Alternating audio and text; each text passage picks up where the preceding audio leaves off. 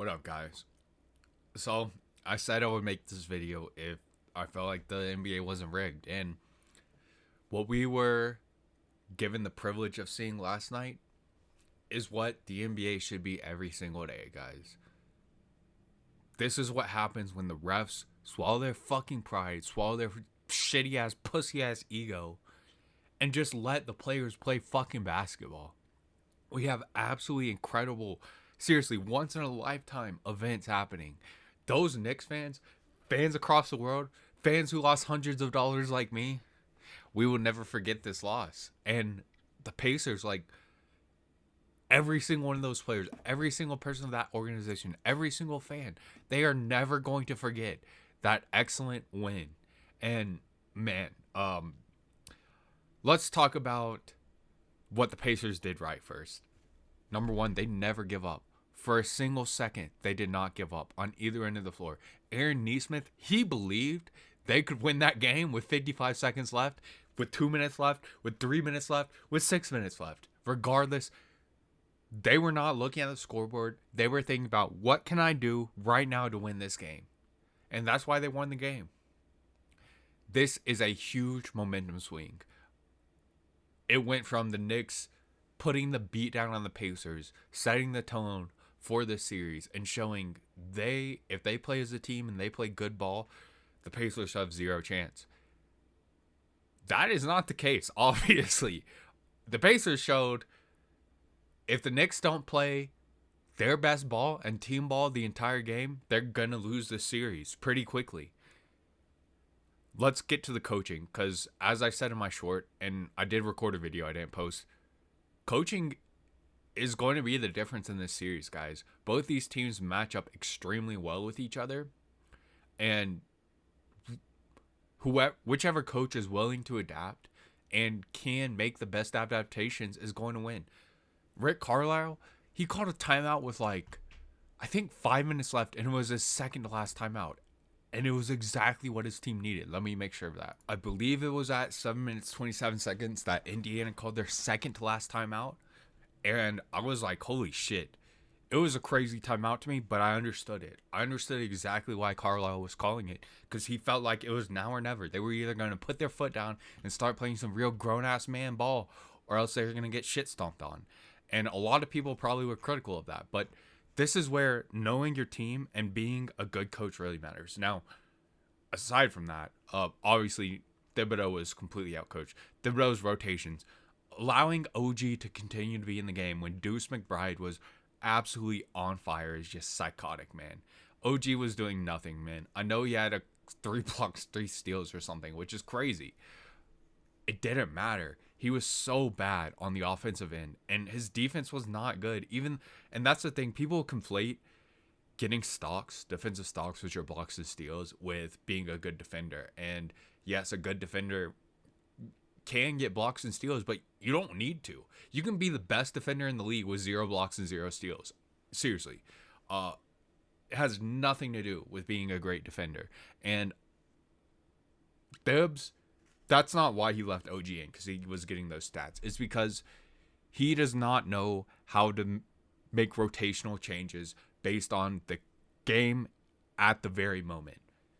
Thibbs is a 2K coach, literally. He has his rotation set before the game, and that's what the rotation is going to be, barring foul trouble. And that fucked him. That lost the Knicks the game. Also, the Knicks played team ball the entire first half and even some of the third quarter, and then it just devolved to Brunson ISO loser ball. How many times are we going to see the Knicks lose games because of that? It's just so bad, guys. And Brunson, we've seen him when he gets 10 plus assists, this team looks so different. I think he had 5 assists, and that would be okay, except his usage rate was probably 40%. It was insane. He was just solo loser balling. It just can't be like that, guys. You're not going to win playoff games like that. Carl, absolutely horrible. 35 points, I don't care. You played like a fucking bitch, Carl. Your defense is horrible. You're barely able to move your feet somehow. After being an athletic freak of nature your entire career, you can barely move your fucking feet now? Really? Really?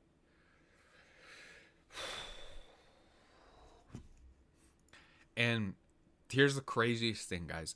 Out of everything I just mentioned, if Thibbs just tweaked a single thing, did one thing differently, the Knicks secure this game.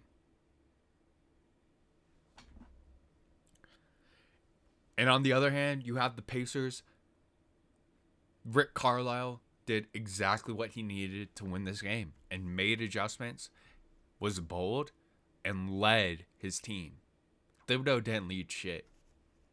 And guys, I don't think the Knicks can recover from this. I'm going to be honest. This was a series where both of these teams needed to win every single game at home. And whoever was going to win a game away was probably going to win the series. The Pacers are far better at home. They just are. I've been very impressed with how they played on the road, these last 2 rounds especially. To me, this series is over for the Pacers, guys. I don't know what the Knicks can do. Miles Turner had a horrible game. Really, Aaron Nesmith is the only one who performed way outside of his norm. And even then, it's going to be like, okay, 15 points less maybe. Miles Turner is going to score more. He played very poorly and was actually benched. Miles Turner was benched in this game, guys. Obi Toppin, the way that Rick Carlisle played him, 2 thumbs up. And I hope you guys see why I say Obi Toppin is the 6th man of the year now. He literally wins games coming off the bench. He's so good. McConnell played horribly, and that doesn't reflect in the stat sheet right here, but it's the truth. McConnell played very badly. Thomas Bryant, in my opinion, played horribly. And yet they come away with the win. And Benedict Kobe Mathurin played god-awful. And Nembhard was a complete fucking peanut brain. Absolutely horrendous. And somehow the Pacers are winning, and Siakam is going to play much better than this too. And the Knicks lost this game, where they got really good performances from pretty much everybody on their team. They're cooked. And yes, I know people are going to say, oh, but if they just made one more free throw. Yeah, if they did. But guess what? Even their free throw shooting, I'm pretty sure was all above their career averages. So what are we saying? We're saying that the Knicks players are just going to magically become good free throw shooters. And they are. And you can also say OG shooting should be better. At the same time, OG has been in a legit slump for what, months now? If not the entire season? You think that's just going to magically change? It's not. It's not. Carl refuses to play in the paint, even when he gets literally... I'm pretty sure... Let's see. There were multiple times where Carl had Benedict Mathurin on him, and he refused to drive in and settled for some lame, retarded step-back 3. And he hit a lot of them. And again, that's not going to continue to happen, guys. I think Carl is a really good 3-point shooter. Some of the shots he takes are just retarded. Literally, like, they're loser ball shots. Brunson, again, I've told you guys, Brunson is a streaky 3-point shooter. I only want Brunson shooting wide open threes. Unless he's on. If he's on, go ahead, shoot some threes. But again, this has been what the Knicks have been doing for the entire year. They're done. This is now the Pacers series to lose. So, guys, this game. Game 1 was 100% rigged for the Thunder. And I hope we can all see what fair officiating looks like now after seeing the Knicks Pacers game. I'm not so sure the Timberwolves are going to have a fair chance to win game 2 either.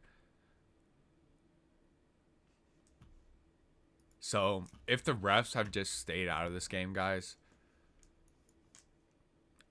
it would have been much closer. It would have probably been more like an 88, 95, 99 type game. And the reason I say that, and it would probably more be like a 99 to like around 110 for the Thunder. No, less. Probably like 105. God, maybe even 100. This game should have been really close, now that I'm thinking about it. And where this game changed was right here in the third quarter, guys. There was a shot Ant-Man took, 30-footer, pull-up, contested 3 early in the shot clock. That's when I knew the Timberwolves were cooked. The reason he did that is because he was feeling the pressure, and the complexity of the game was changed by the refs. the T-Wolves knew they had to do something extraordinary to have a chance, just a chance of being in this game, not even to win, because the refs called this so one-sidedly. The Timberwolves missed a ton of shots. I know that. They also started spamming threes because every single time they drove in, they were fouled and it was uncalled. Where on the other end of the floor, you had Shea being poked and it was a foul. You had Shea literally just falling to the ground and somehow the Timberwolves were called for a foul. There is no justification. There is no rationale behind it. It's rigged, guys. Game 1 was 100% rigged for the Thunder. If Game 2 is going to be called fairly, like the Pacers Knicks game, I do believe the T-Wolves will win. 100%. I think the T-Wolves got really good shots. They just missed them. Rudy Gobert was finally benched.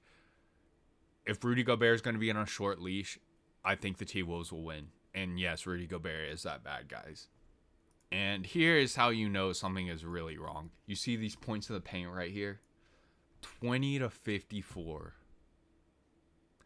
When you have Ant-Man, Julius Randle, JMD, and you only get 20 fucking points in the paint, you're just getting fouled the shit out, man. It's really that simple. The turnovers were horrible for the T-Wolves. I will not deny that. And again, like, the T-Wolves could have played better, for sure. You're only shooting 35% from the field. There's some sketchy shit going on. And again, the game was just called unfairly. It's really unfortunate that this is happening in the Western Conference Finals, especially against a team like the Thunder, who is already so good. And I should have said this first, but I do believe the Thunder would have won Game 1. 100%, without a doubt, if the refs had rigged this. And the reason the score was such a high differential is because the refs rigged this. When they did it, they didn't need to. They just need to stay the fuck out of the games. And that is one thing I do understand about Adam Silver. He wants the guaranteed result to get the guaranteed money from the guaranteed viewer bases. But if he would just let the teams fucking play, I'm pretty sure we would have the same outcomes in every single series, guys, besides the Rockets one. The Rockets 100% should have won against Golden State. And the NBA got karma. Steph Curry got hurt. I believe that is fucking karma, guys. And I don't think Steph had anything to do with it. I think Adam Silver wanted the Warriors to advance so the Warriors fans would continue to put in money and shit. And Steph is just must-see TV. You get what you deserve, Adam Silver. And NBA, whoever is just making these decisions to rig these games, you get what you fucking deserve. The Rockets 100% should have advanced. And Rockets T-Wolves would have gone to 7 games. I have no doubt, guys. God, we got robbed of the best series of this playoffs, no lie. I think the T-Wolves would have won in 7.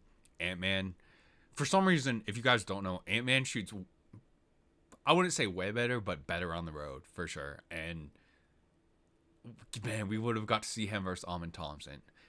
We've been robbed, guys. We've literally been robbed by Adam Silver's rigging. But as far as the rest of this goes, this series, I really think it's rigged for the Thunder. We'll see. Even if the refs call it fairly this game, I have a feeling this is going to happen again, guys. The rigging is going to happen again. And that's a damn shame, because when things aren't rigged, we have once in a lifetime type shit happening. And this is real basketball, and this is what I want. But I'm not optimistic about it. And there's no way anybody can sanely say, yeah, I think this is going to happen again. And by that, I mean the refs calling the game fairly. And shout out to that officiating crew. I seriously think they only missed 3 to 5 calls the entire night. That is incredible. And you know what they did? They only blew the whistle when they knew it was a foul. And they had some incredible calls. Shout out to the refs in this game. You guys did an excellent job.